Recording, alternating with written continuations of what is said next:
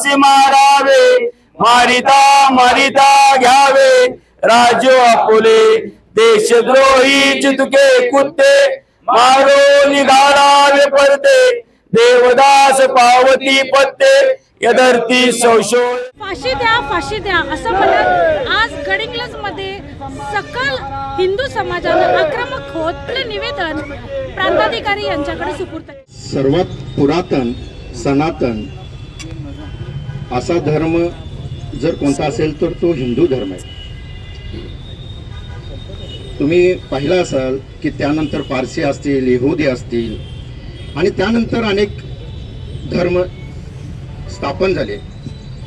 पण याआधी कधीच कोणत्या धर्मातील व्यक्ती एकमेकाच्या धर्मामध्ये हस्तक्षेप करत नव्हता, त्यांच्या रूढी परंपरांमध्ये हस्तक्षेप करत नव्हता, आपण पाहत आलेलो आहे.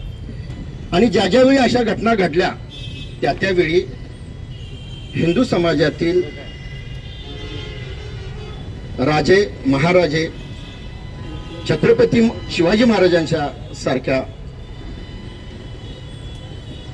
महाराजांनी असे प्रकार मोडीत काढलेले आहेत आणि हा हिंदू धर्म आज तातमानेने आपल्याला उभा असलेला दिसतो. पण आजकाल सबंध हिंदुस्थानामध्ये, देशामध्ये, राज्यामध्ये, जिल्ह्यामध्ये आता आणि आपण चर्चेतनं ऐकतो ते आपल्या गावामध्ये हा लव जिहाद प्रकार पोचलेला आहे असं म्हणायला पाहिजे.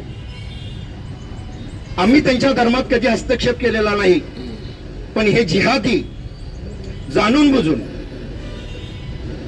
हिंदू धर्मातल्या मुलींना त्रास देत आहेत आणि त्रास देण्याचा प्रकार इतका राग येण्यासारखा आहे की एखादा व्हिडिओ काढायचा आणि त्यांच्या ग्रुपवर, त्यांच्या समाजातील ग्रुपवर तो व्हिडिओ फॉरवर्ड करायचा आणि काय सांगायचं, मी एका हिंदू मुलीशी अश्लील चाळे केले, शारीरिक संबंध ठेवले.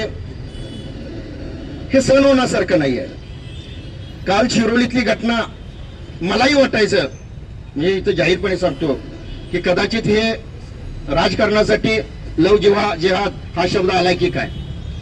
पण शिरोलीतल्या त्या सनदी युवकानं स्पष्टपणे सोशल मीडियावर ज्यावेळी सांगितलं की अनेक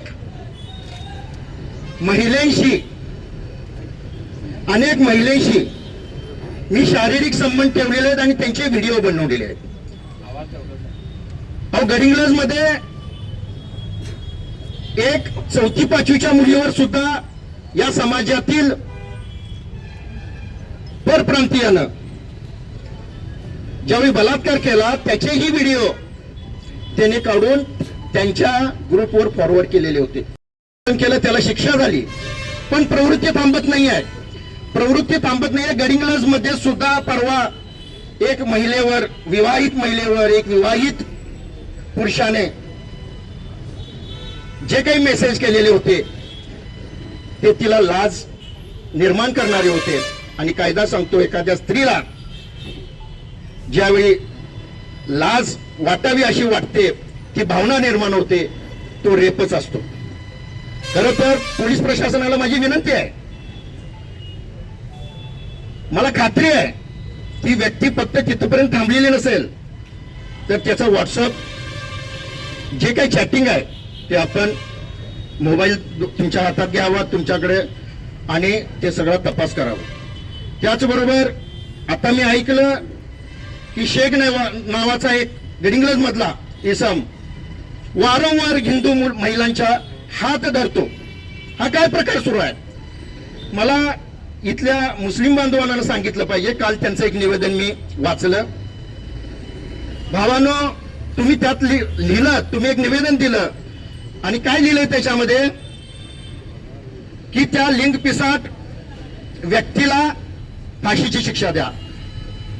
ज्यावेळी खरा सरकार महाराज अत्याचार करतो असं आम्ही ऐकलं, त्याचाही आम्ही निषेध केला.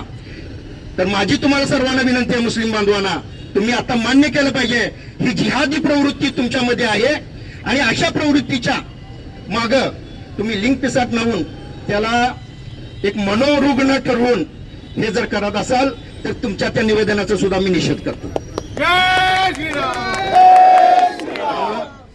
लढाई समजून घेतली पाहिजे. जिहाद्यांनी ही लढाई आता सुरुवात झालेली आहे आणि हे इथंच थांबलं नाही तर ह्या लढाईचा अंत आम्ही हिंदू बांधव नक्की केल्याशिवाय राहणार नाही आणि इतिहास तुम्ही तपासून पहा काय आहे ते. धन्यवाद.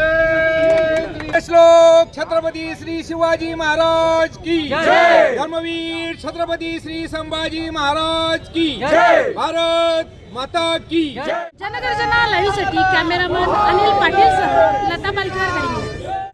धिक्कार असो.